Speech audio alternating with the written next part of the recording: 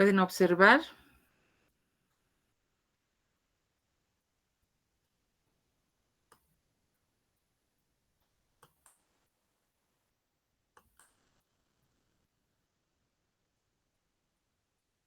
¿Pueden observar, jóvenes? Buenas tardes, doctora. Sí, se puede observar. Muy bien. Bien, hoy nos toca ver tal vez la segunda parte del tema de la anterior clase, donde habíamos visto exclusivamente el tema relacionado con la espectroscopía de emisión atómica. Hoy vamos a ver lo que referido a lo que es la espectroscopía de absorción atómica. Generalmente estos dos temas, tanto la emisión como la absorción, van unidos, van juntos, siendo la primera parte referida al proceso de la emisión y la absorción vendría ubicada en una segunda parte. ¿Por qué se van unidos? ¿Por qué los vemos de una manera conjunta? Porque como van a ver ahora, van a constatar que efectivamente existen muchos elementos desde todo punto de vista que van a ser comunes en ambos métodos, obviamente teniendo algunas características específicas. La anterior clase nosotros habíamos visto del tema relacionado con lo que era la espectroscopía de emisión. Ahora, la espectroscopía de emisión se caracterizaba porque era un método que nos permitía contar con, diríamos, elementos presentes en la tabla periódica en determinaciones como ser el caso del sodio, la determinación del potasio, la determinación del litio, la determinación del calcio, de tal manera que para este tipo de elementos nosotros procedíamos a aplicar, por darles un ejemplo, ¿no? Aplicar métodos como ser la emisión atómica. Si nosotros comparamos la emisión atómica o nos referimos brevemente a esta, vamos a ver que el elemento central o el elemento común en ambas técnicas y en el caso de la espectroscopía de emisión, nosotros podemos nombrar a la presencia de la llama. La llama que viene a desempeñar o a jugar un papel muy importante ya que constituye la fuente excitadora. Sabemos que el principio de la emisión va a referirse o va a contar con un proceso de excitación de los átomos presentes en el analito. Entonces, por otro lado, otro aspecto común en estos dos métodos va a ser que la muestra debe encontrarse bajo el estado libre, bajo la forma de vapor, debe alcanzar un estado nebulizado, si vale el término, cuando nosotros mencionamos que se deben encontrar bajo el estado atómico, bajo la forma libre. Entonces, ¿qué es lo que ocurre en la espectroscopía de emisión? ¿Cuál va a ser el principio de la espectroscopía de emisión? Vamos a ver que acá vamos a contar con una cantidad de átomos excitados y como sabemos, estos son estadios demasiado cortos que necesariamente deben deshacerse de esa cantidad adicional que han adquirido estos átomos excitados y van a ser capaces de emitir esa señal que va a ser propia del analito y que nosotros vamos a utilizarla o vamos a aprovechar para poder cuantificar la concentración del analito. Entonces, esto cuando nos referimos a la presencia o al fenómeno de la emisión. El fenómeno entonces de la emisión, o sea, el método de la emisión se va a caracterizar porque va a haber el método va a ser mucho más sensible o la sensibilidad de este método depende de la cantidad de átomos excitados que son capaces de emitir fotones. Y posteriormente vamos a ver también que en presencia de la llama ya no tomamos en cuenta la cantidad de átomos excitados, sino va a cambiar características cuando ya hablemos de la absorción atómica.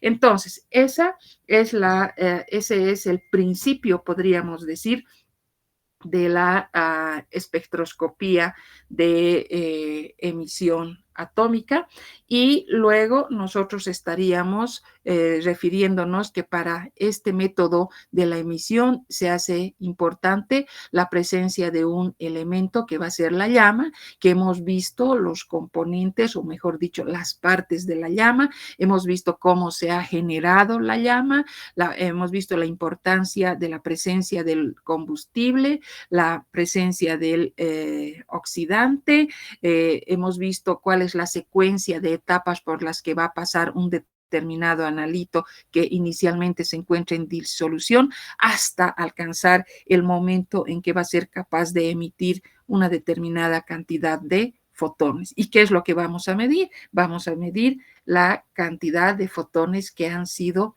emitidos. Entonces, luego vamos a también tomar en cuenta esa cantidad antes de pasar de átomos, de fotones emitidos, va a ser proporcional a la concentración del analito. Entonces, una vez que nosotros hemos, una vez que nosotros hemos visto ya el principio de lo que va a ser los métodos de emisión, hoy en día o en esta oportunidad nos toca ver lo referente a la espectroscopía de absorción atómica. Al ser una absorción atómica, tenemos que pensar también en la posibilidad de encontrar al analito que alcance un estado atómico, que alcance un estado de vapor, que alcance un estado libre, un estado nebulizado. Entonces, también otra característica que va, diríamos, relacionar o que va a ser común en ambos casos va a ser la presencia de la llama. La anterior clase hemos hablado de la fotometría de llama. Entonces, esta llama va a tener un papel fundamental en lo que va a ser ambos métodos. Si nosotros, por ejemplo, hablamos de la llama o el papel que desempeña la llama en la espectroscopía de emisión, tenemos que decir que la llama es la responsable de excitar a los átomos del analito. Entonces, en el caso de la espectroscopía de absorción, por ejemplo, ya no nos interesa la excitación que haya podido tener el analito. En la espectroscopía de absorción atómica, la llama tiene o juega el papel importante dentro de lo que va a ser la atomización que es presente en cada uno de los elementos de la muestra. Entonces, vemos aquí que no nos interesa, va a haber una cierta cantidad de átomos que podrán ser excitados, pero a nosotros lo que nos interesa o el papel que juega, que desempeña la llama en la espectroscopía de absorción atómica va a ser como un agente, como un medio de atomización y no así como una fuente de excitación. Entonces, si nosotros comparamos la función de la llama entre la espectroscopía de emisión y la espectroscopía de absorción atómica, vamos a decir entonces que en ambos casos, obviamente, se va a producir una atomización. En ambos casos, nosotros tenemos que pensar en que la muestra, en que el analito que estaba bajo la forma en una disolución, necesariamente va a tener que llegar hacia su estado libre. Entonces, necesariamente tengo que pensar en la espectroscopía, si me refiero a la espectroscopía de emisión, ¿cuál va a ser el papel de la llama? El papel de la llama va a ser de excitar al analito. ¿Y qué va a hacer en la espectroscopía de absorción? Vamos a ver que la llama simplemente vamos a tomarla en cuenta como un medio de atomización. Ahora, ¿dónde va a haber una emisión de luz? Obviamente en la espectroscopía de emisión, porque se emite la luz, se emite la radiación electromagnética. ¿Y qué es lo que ocurre? ¿Habrá una emisión o tendrá importancia la emisión en la absorción? No, en los métodos de absorción atómica, como su nombre dice, no, sino vamos a ver qué cantidad ha podido absorber el analito de la radiación, que vamos a ver dónde se origina esta misma. Entonces, por lo tanto, ¿qué va a medir que es en la espectroscopía de absorción atómica? ¿Qué se mide? ¿Qué nos interesa? La cantidad de luz absorbida. Y en la espectroscopía de emisión atómica, ¿qué nos interesa? La cantidad de luz emitida.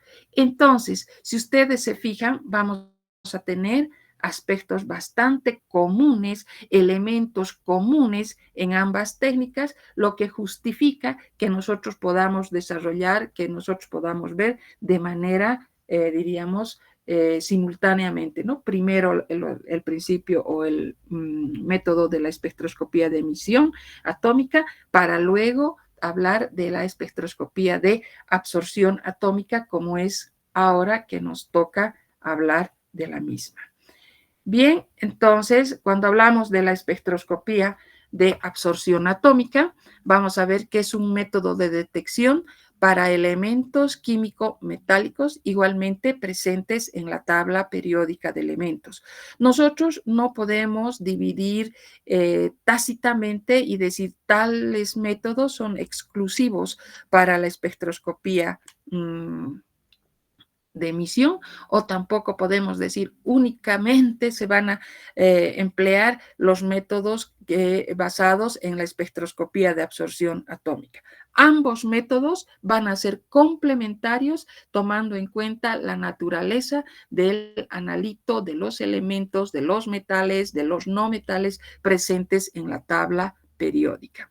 La muestra, para ser analizada, debe estar al estado atómico. Ya habíamos manifestado de que necesariamente en ambos métodos era, diríamos, fundamental la presencia de un agente, de una llama. No voy a decir de un agente excitador, porque estamos hablando de los dos métodos. Entonces, la muestra, para ser analizada, debe estar al estado atómico.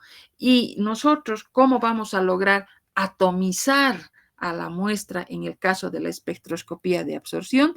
A través de la presencia de la llama, que va a permitir atomizar la disolución de la muestra, por decirles. Muy distinto, y vuelvo a hacer hincapié, muy distinto al papel excitador o como fuente excitadora que tenía la llama cuando hablábamos de la espectroscopía de emisión atómica, o cuando nos referíamos más propiamente dicha a la fotometría de llama, ¿no es cierto? Bien, luego dice, con la llama se consigue por pulverización en la llama a temperaturas elevadas. En el caso de la espectroscopía de absorción atómica, es igualmente importante conseguir o llegar a una determinada temperatura, pero diríamos es menos determinante como en el caso de la espectroscopía de emisión. Los átomos van a ser capaces de absorber la luz en bandas muy estrechas de longitudes de onda. Esa es una de las características de la espectroscopía de absorción atómica.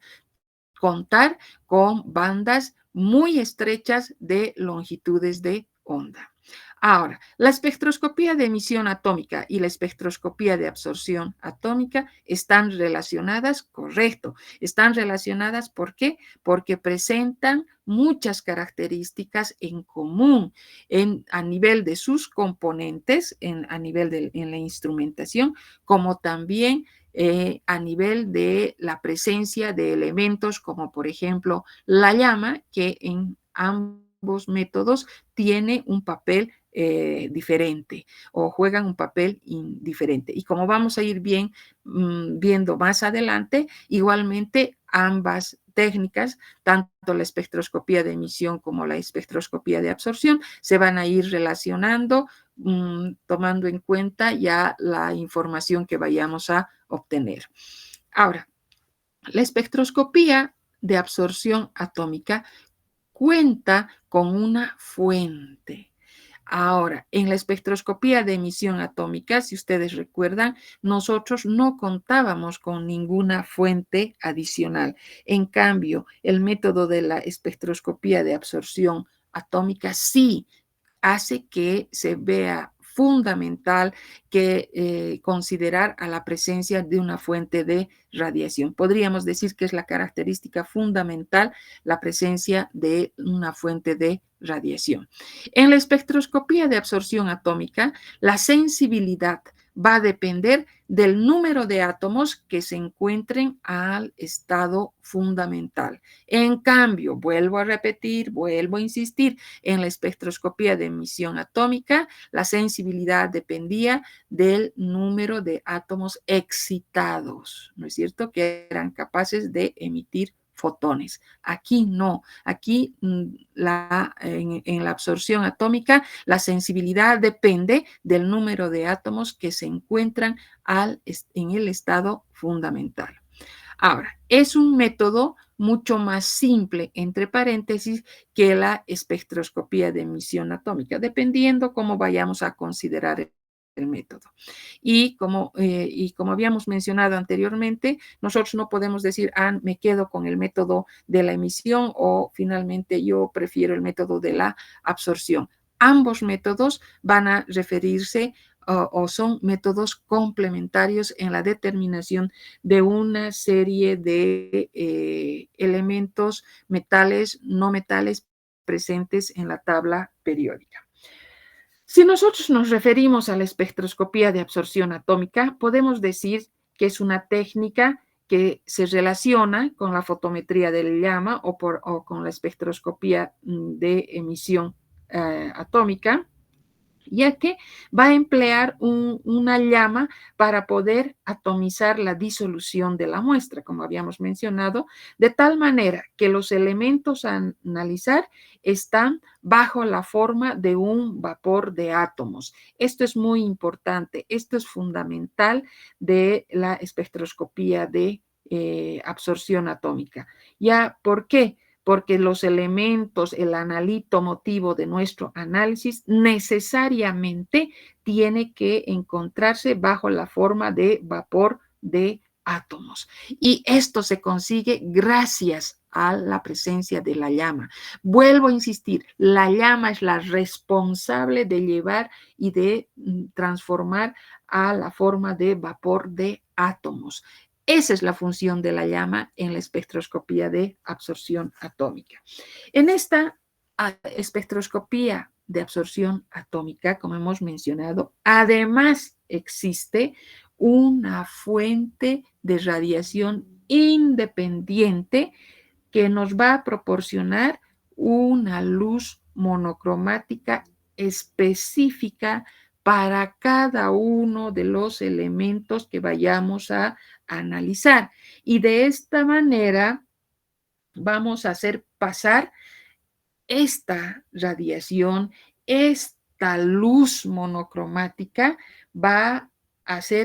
se la va a hacer pasar a través del vapor de átomos, midiéndose posteriormente la cantidad de radiación que haya sido absorbida. Eso es lo que ocurre en la espectroscopía de absorción atómica.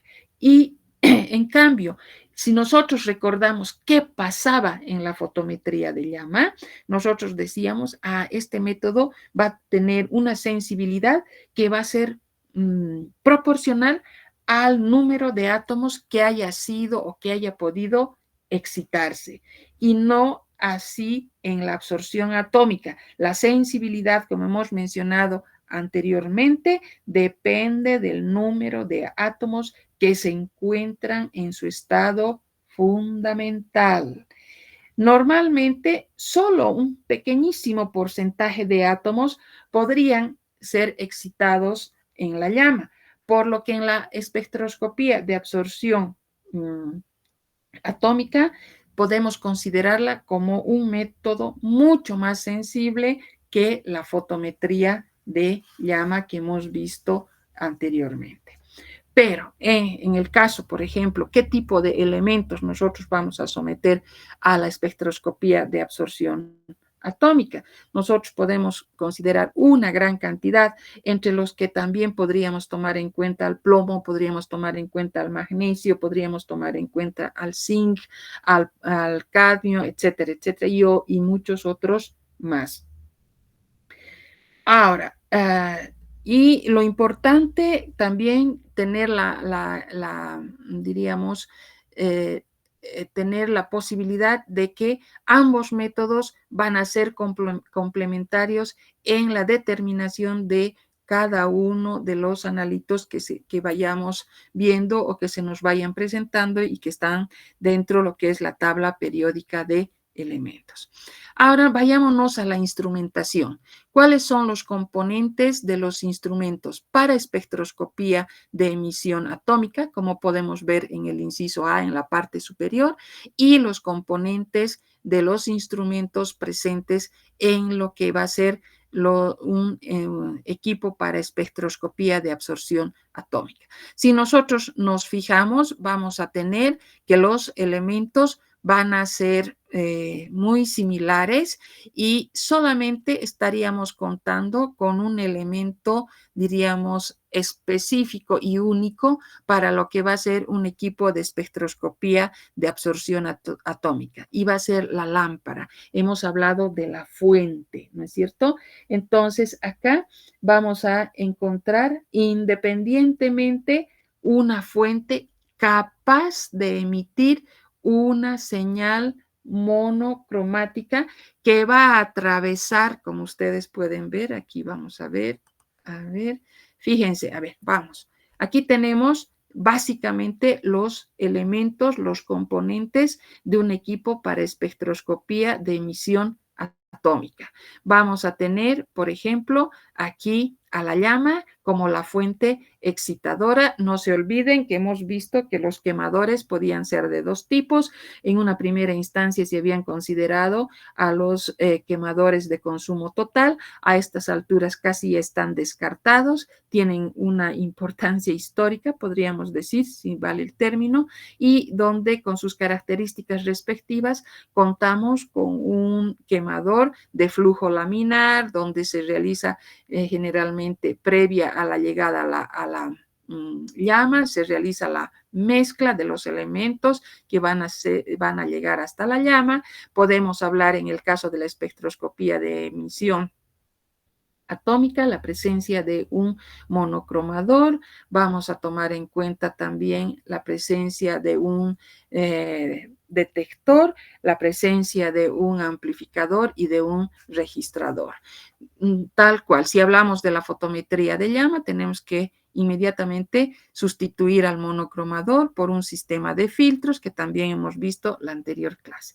Ahora, pasamos a la parte de abajo donde tenemos los mismos elementos, los mismos componentes que en el fotómetro, que en el espectrofotómetro de emisión.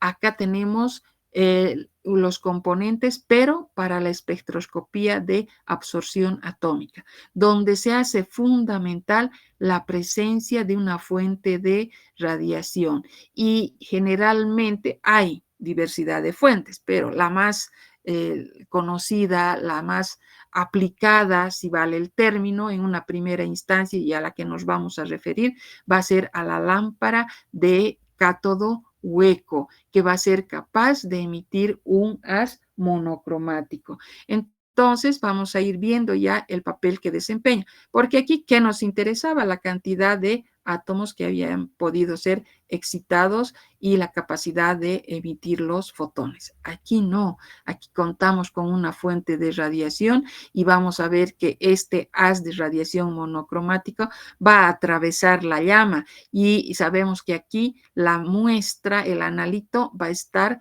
totalmente atomizado, totalmente al estado libre, como se dice, y van a ser aquellos átomos que se encuentran en su estado fundamental los que a nosotros nos van a interesar, porque son los que van a ser capaces de absorber la radiación proveniente de la lámpara de cátodo hueco o de la lámpara de líneas que va a ser capaz de emitir un haz monocromático. ¿Sí?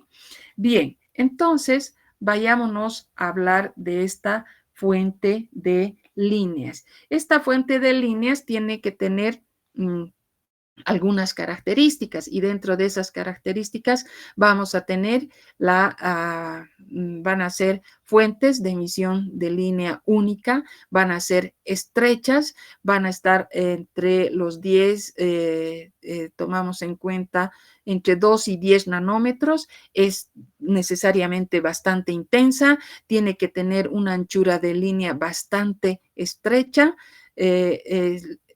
constituye la parte más crítica de la fuente de radiación, porque va a ser difícil medir con exactitud la absorción de las líneas estrechas que se vayan a presentar.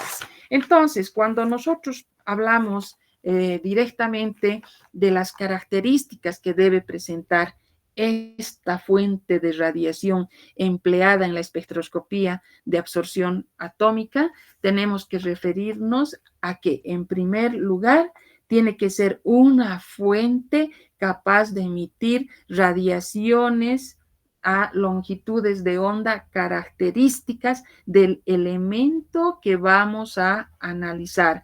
Por eso, no sé si decirles es una limitación, el hecho de que la lámpara tiene que la lámpara que vayamos con la que vayamos a hacer la determinación tiene que estar construida del mismo material cuya determinación estamos haciendo. ¿A qué lleva? Eso lleva a que tengamos la necesidad de que estas lámparas tendrán que tener características específicas para cada una de las determinaciones que nosotros vayamos haciendo. Por eso decimos que es una fuente de líneas. Recuerden ustedes las características de las fuentes de líneas. Luego, tenían que ser necesariamente específicas. Luego, tenemos que decir que entre sus características, y hemos dicho que deben tener alta intensidad en sus líneas estrechas, es decir, tienen que ser bastante o altamente intensas. Eso quiere decir que emitan luz con líneas espectrales totalmente estrechas, es decir, que se consigan picos totalmente bien definidos. De esa manera tenemos nosotros que afirmar que existen una especificación para cada uno de los átomos que podríamos ser analizados. Por eso la necesidad de que cada una de estas lámparas coincida con la determinación que estamos realizando. En tercer lugar, hemos hablado de una estabilidad en la emisión. La intensidad de la luz debe ser constante con el tiempo, ya que una mínima fluctuación podría afectar ya dentro de lo que va a ser la precisión del análisis, de la determinación. Luego tenemos que pensar que una fuente de líneas debe tener una baja emisión de fondo, es decir, no debe emitir radiaciones fuera de aquellas longitudes de onda específicas con las que se está trabajando o con las cuales estamos haciendo la determinación de un determinado elemento, para evitar cualquier tipo de interferencia que podría presentarse. Ahora, ¿cuáles son las lámparas más empleadas en el método de la espectroscopía de absorción? Como hemos dicho en un principio, la lámpara de mayor aplicación va a ser la lámpara de cátodo hueco. Esta lámpara de cátodo hueco contiene, como su nombre dice, un cátodo que está construido, que está hecho del elemento cuya determinación vamos a realizar. Al energizarse, el cátodo va a ser capaz de emitir líneas espectrales únicas o características del elemento cuya determinación estamos realizando. Ahora, dentro de estas fuentes de líneas que se utilizan en la espectroscopía de absorción atómica, no es la única la fuente como es la lámpara de cátodo hueco. pero sí es la más empleada, es la más conocida por las ventajas que presenta. Podemos también nombrar a otro tipo de fuentes, como van a ser las fuentes conocidas como la lámpara de descarga sin electrones. Esta se usa cuando la determinación requiere una mayor intensidad para algunos de los elementos, de los analitos bastante raros, si vale el término, o que son difíciles de excitar. Entonces requieren una mayor sensibilidad que las lámparas de cátodo hueco, pero el hecho de tomar en cuenta o de emplear este tipo de lámpara también sugiere que se trate de un sistema mucho más especial, más delicado y obviamente mucho más caro. Eso cuando nosotros nos referimos a las características que debe presentar la fuente de radiación. Volvemos entonces nuevamente a nuestro esquema donde si bien tenemos todos los elementos, aquí se hace presente y acabamos de describir las condiciones que debe cumplir, que debe reunir esta lámpara de cátodo hueco en la determinación. Y aquí está la lámpara de cátodo hueco, está caracterizada, podríamos decir, por una serie de elementos, como podemos ir viendo.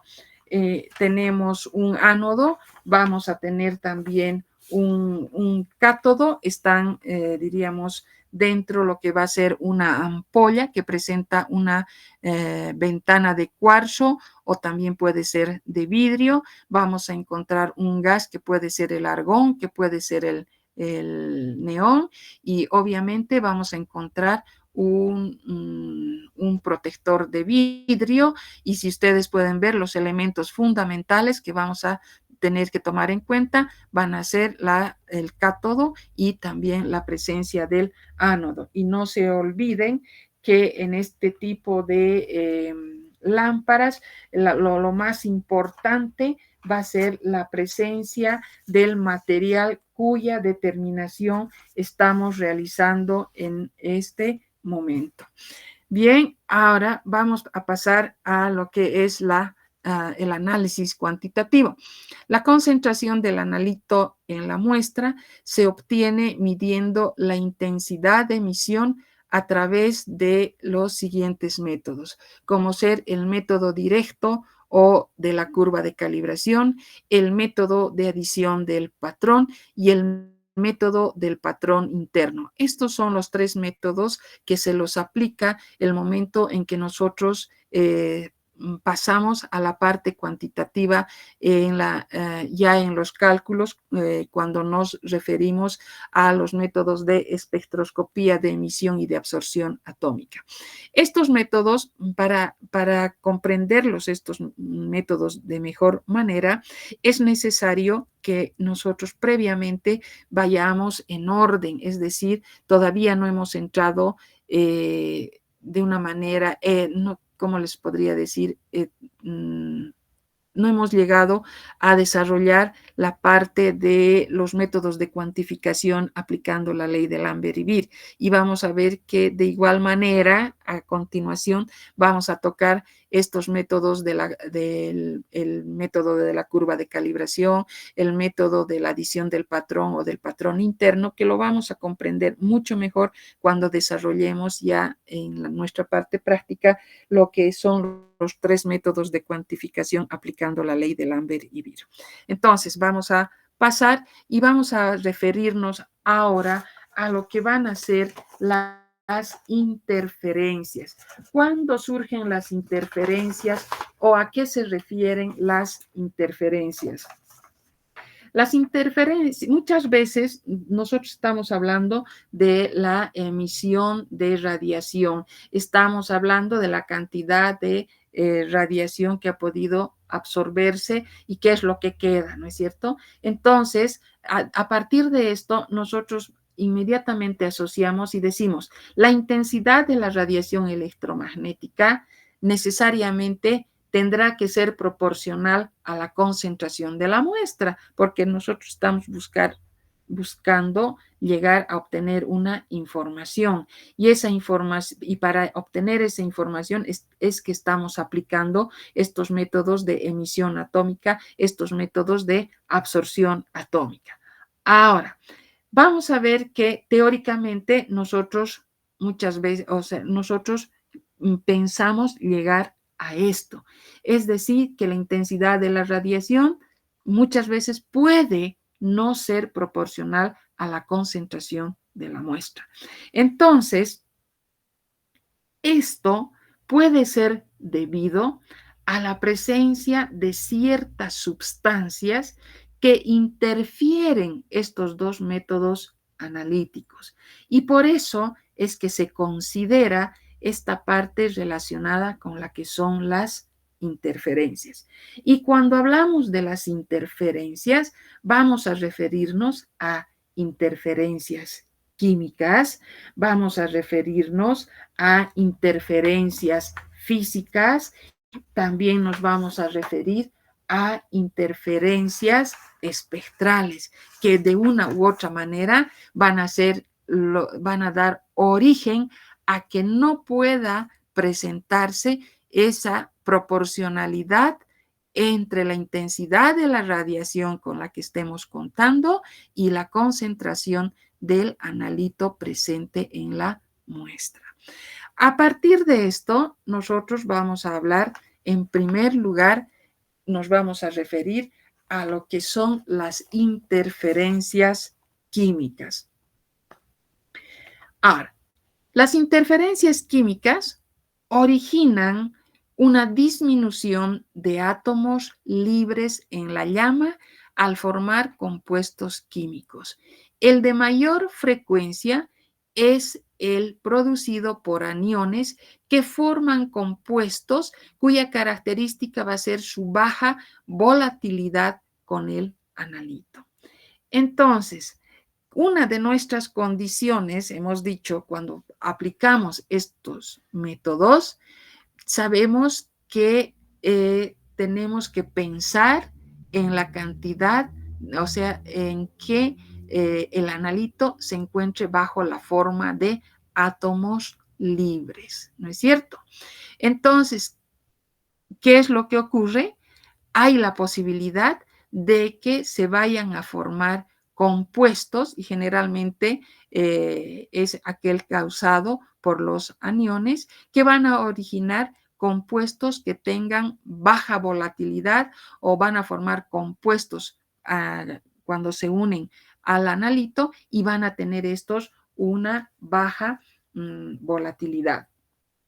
Entonces, las interferencias químicas, cuando nombramos en primer lugar a estas, tenemos que decir que son responsables de disminuir a los átomos libres que van a encontrarse en la llama o que van a estar presentes en la llama, porque van a ir a formar algunos compuestos o ciertos compuestos que la mayor parte de las veces va a estar causado o va a ser el origen la presencia de los aniones, dando lugar a compuestos de muy baja volatilidad cuando se unen al analito. Y un ejemplo, nosotros podríamos mencionar el caso del calcio.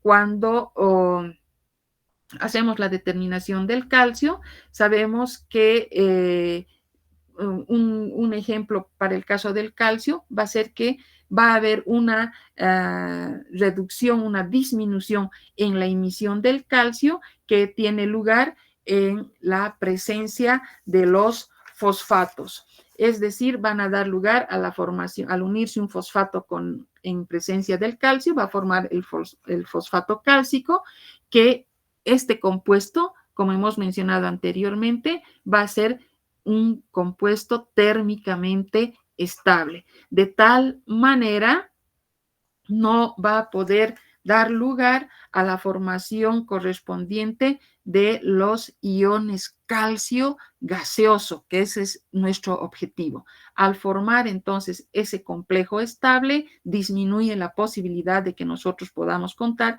con los iones calcios gaseosos. Entonces, el hecho de que, o sea, la presencia de este compuesto cálcico, el fosfato cálcico, va a dar lugar a una interferencia.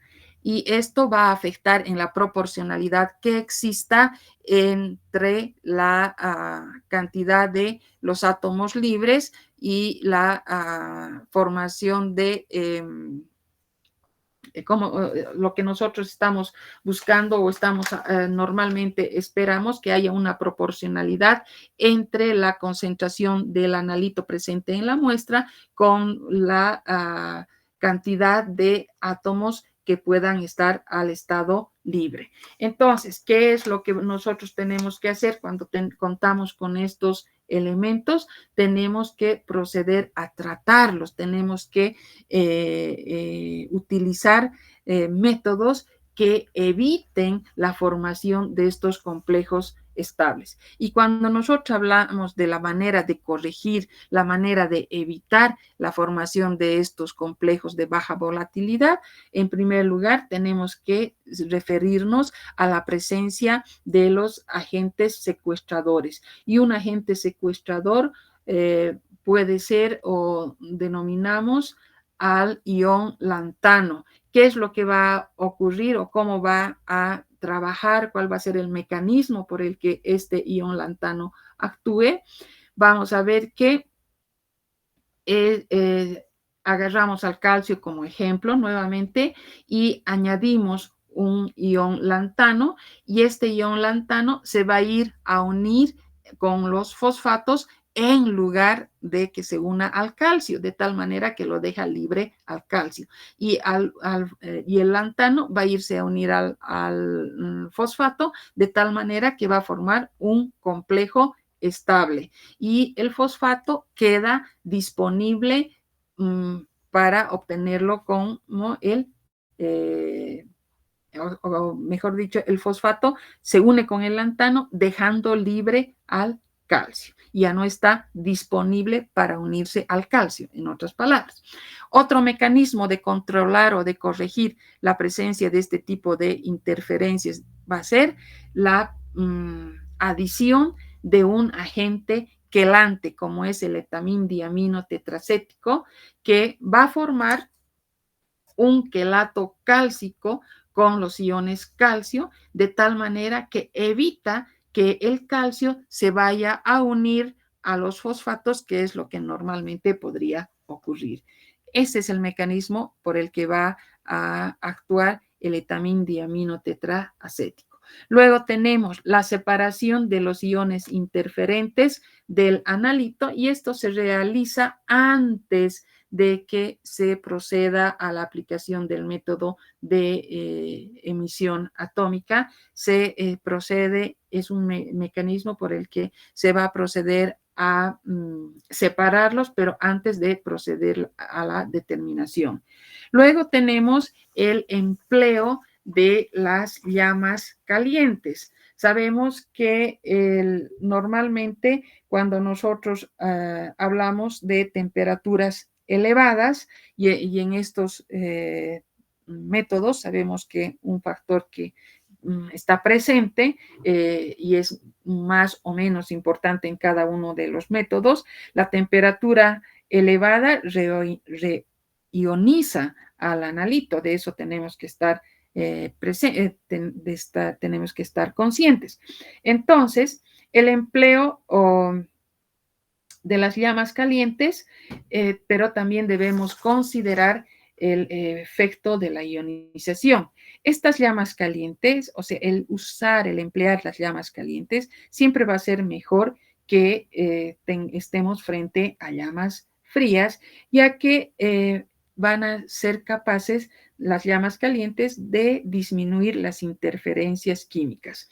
Al aumentar la temperatura, van a proporcionar una mayor energía de excitación para los átomos metálicos. Pero, ojo, acá. Eso es normalmente lo que ocurre.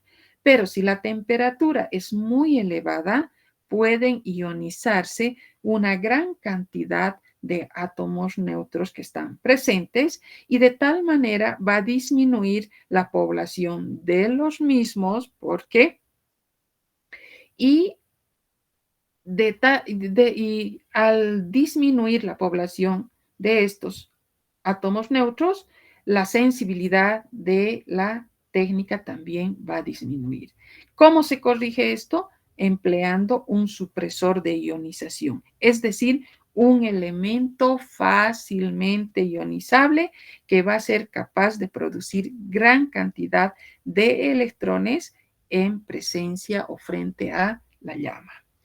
Otra situación que nosotros debemos considerar va a ser la autoabsorción. ¿Cuándo se produce la autoabsorción? Cuando estamos hablando de concentraciones elevadas del analito que van a originar una desviación en la curva de calibración. Entonces, ¿qué es lo que ocurre o por qué se lleva a cabo esta autoabsorción? Porque vamos a contar con un fotón emitido por un determinado átomo del analito que va a ser absorbido por otro átomo del propio analito y este segundo átomo va a ser capaz de reemitir el fotón, pero no ha producido su propio fotón. Por eso decimos que se lleva a cabo la autoabsorción.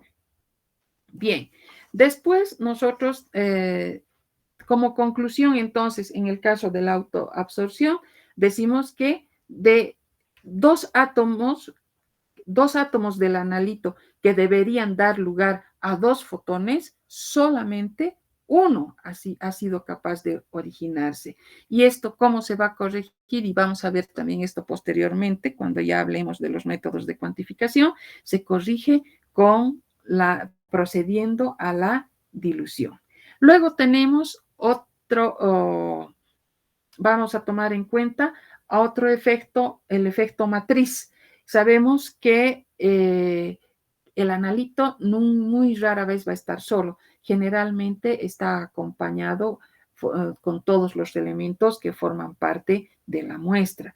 Entonces, estos acompañantes del analito que constituyen el resto de la muestra constituyen la fuente de interferencias químicas, la fuente de interferencias o de procesos de ionización, porque son elementos cuya naturaleza o cuya presencia de una u otra manera van a afectar. Y luego tenemos las interferencias espectrales. Estas interferencias espectrales se originan por superposición de una línea o bandas de un elemento considerado una impureza presente en la muestra con una mayor, ¿cómo les podría decir? Con características distintas, con longitudes de onda diferentes del elemento a estudiar. Entonces, el detector no ha sido capaz de diferenciar las señales de los dos elementos y como consecuencia va a originar una señal incorrecta. ¿Cuál es el mecanismo de corregir esto? Contar con un monocromador que sea de alta resolución. Entonces, tenemos acá el efecto de la ionización que hemos dicho, se utilizan los supresores de ionización. Luego tenemos el fenómeno de la autoabsorción cuando contamos con concentraciones demasiado elevadas, donde en lugar de contar con dos fotones que podrían haber sido emitidos, necesariamente debido a esta concentración excesiva, vamos a contar únicamente con un solo fotón.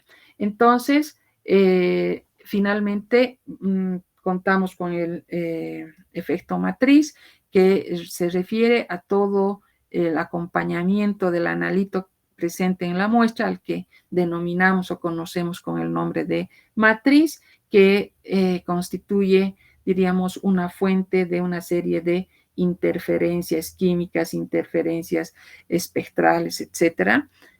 Y como les habíamos mencionado, finalmente tenemos a la interferencia espectral. La interferencia espectral se presenta por una superposición de una línea o de una banda de un elemento impureza presente en la muestra que se estudia. Como habíamos mencionado anteriormente, el monocromador no ha sido capaz de poder distinguir o de diferenciar la señal proveniente, la deseada de aquella que no tiene, o sea, no tiene mayor, no diremos importancia, o no es la que nosotros buscamos, no es la que nosotros estamos estudiando, o sea, de la que proviene del elemento motivo de nuestro análisis, sino que ha podido aparecer el origen puede ser diverso, por eso decimos un elemento impureza, y no se lo ha podido diferenciar, no se lo ha podido separar. Por lo tanto, la única solución es tomar en cuenta monocromadores que tengan o que sean de alta resolución.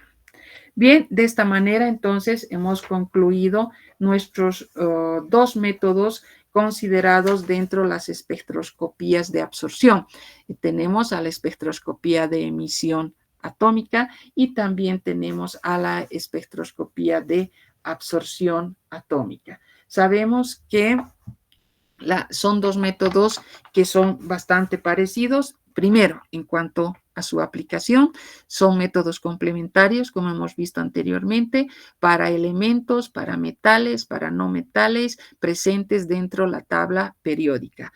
Unos a otros, como habíamos mencionado en la anterior clase, si hablábamos, por decirles, de la fotometría de llama, eran métodos, la fotometría de llama constituía métodos de elección para exámenes rutinarios, cuando nos referíamos, por ejemplo, al sodio, nos referíamos al potasio, nos referíamos al litio, nos referíamos al calcio, o en muestras, por ejemplo, de sueros, en muestras de algunos alimentos. Pero también ya cuando hablábamos con fines investigativos, teníamos que referirnos a la espectroscopía de emisión atómica, y ahí ya considerábamos cuál era la diferencia entre la fotometría y la espectrofotometría. Como ustedes saben, estaba a nivel del monocromador. Si hablábamos de una fotometría de llama, había que considerar directamente la presencia de los filtros. Si hablábamos de una espectroscopía de emisión, necesariamente teníamos que tomar en cuenta a la presencia de los monocromadores. No se olviden. Ahora, cuando hablamos de la espectroscopía de absorción atómica y nos referimos al hecho de la posibilidad de contar con los filtros, no se recomienda, no se usa, es más, porque este método de la espectroscopía de absorción atómica constituye o viene a ser, si vale el término, tenemos que referirnos a que se trata de, diríamos, métodos altamente selectivos. Sabemos que el método de la espectroscopía de absorción atómica, si bien se basa en la absorción de radiación por átomos libres, que obviamente se encuentran al estado gaseoso, ¿sí? Entonces, no podemos mencionar, y cuando nos referimos a la espectroscopía de absorción atómica, tenemos necesariamente que decir que la información que nos brinda va a ser una información que va a ser con bastante sensibilidad, nos va a permitir obtener bastante, diríamos, selectividad en cuanto a los resultados que vayamos a obtener. Ahora, si hablamos de las similitudes entre ambos métodos, si bien el principio es distinto para cada uno, tenemos que decir que un elemento fundamental constituye la llama. Y si hablamos de la llama, tenemos que referirnos a la llama como fuente excitadora en la espectroscopía de emisión y como fuente atomizadora o que tenga un papel atomizador en la espectroscopía de absorción atómica.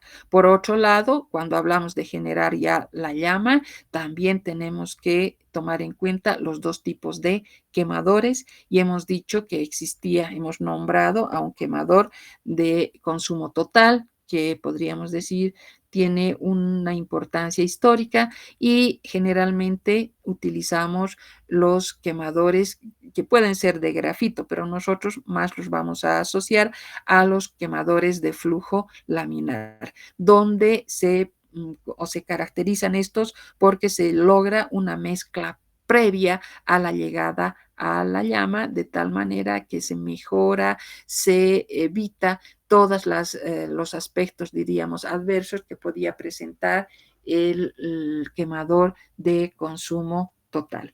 En cuanto a la cuantificación, en cuanto a la presencia de las interferencias, son comunes en ambos métodos, o sea, los métodos de cuantificación y la presencia de la posibilidad de las interferencias en ambos casos, a pesar de que se dice que la interferencia espectral estaría, diríamos, la espectroscopía de absorción atómica estaría libre de la interferencia espectral por las, diríamos, especificaciones que se pueden contar a nivel de la fuente de radiación, la especificación del material con el que se construye la lámpara, la posibilidad de que los resultados sean altamente específicos, etcétera, etcétera, pero aún así no se descarta la posibilidad de contar con una interferencia espectral que podría de alguna manera estar también presente. Obviamente, las posibilidades son mayores cuando hablamos de métodos de emisión frente a los de absorción atómica por las características del equipo. Y tal vez redundar un poco en lo que va a ser los componentes a nivel de los instrumentos en espectroscopía de emisión y en espectroscopía de absorción, decir que estoy hablando de espectroscopía, ¿no? En el caso de la espectroscopía de emisión, tenemos o contamos con elementos como la llama, presente también en la absorción atómica, pero con distinto papel, con distinta función. Luego también vamos a hablar en ambas espectroscopías la presencia de los monocromadores. Después estamos hablando de la presencia de los detectores, etcétera, etcétera. Y lo fundamental y lo que diferencia y lo que caracteriza a la espectroscopía de absorción atómica es la presencia de su fuente de radiación. Esa fuente de radiación que tiene que ser de líneas, esa fuente de radiación que está construida y que la tomamos como ejemplo a la lámpara de cátodo hueco, cuya particularidad es contar con un cátodo, con un ánodo, están dentro de una ampolla que tiene un gas inerte, que tiene un protector de vidrio, etcétera, etcétera, y que está construido con el material cuya determinación estamos haciendo. Eso le da una especificidad bastante grande el momento en el que nos referimos a los resultados.